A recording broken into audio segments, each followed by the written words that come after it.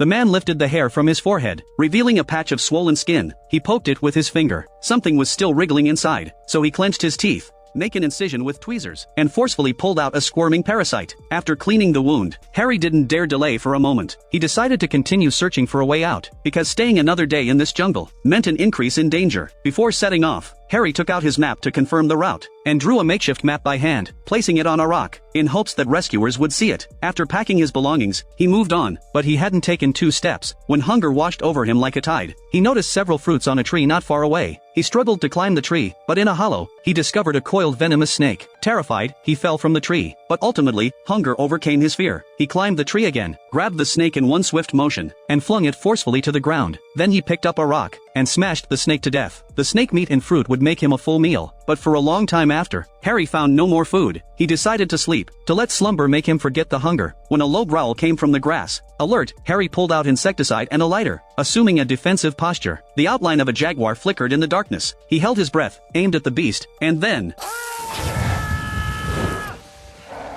After spraying, he found there was nothing there. Harry realized he was so hungry he was hallucinating, but the fear made him too afraid to close his eyes again. After daybreak, he discovered a tree trunk that had been cut by human hands, proof of human activity here. He shouted loudly, but only received the forest's echo in return. Harry had no choice but to press on. As he continued forward, Harry's consciousness began to blur, but he was not careful and fell into a swamp. He struggled desperately, but only sank deeper, until only his head was above water. Just as he was giving in to despair, a branch appeared before his eyes. Mustering his last bit of strength, he grabbed the branch, and miraculously pulled himself ashore. Exhausted, he glanced at the tree in front of him, only to find its trunk swarming with red fire ants. He tore off his remaining shirt, gripped the trunk tightly, and shook it with all his might. Swarms of ants fell, covering his entire body, biting his skin. The intense pain jolted him awake instantly. Roaring with fury, he charged forward. Finally, Harry ran out of the jungle.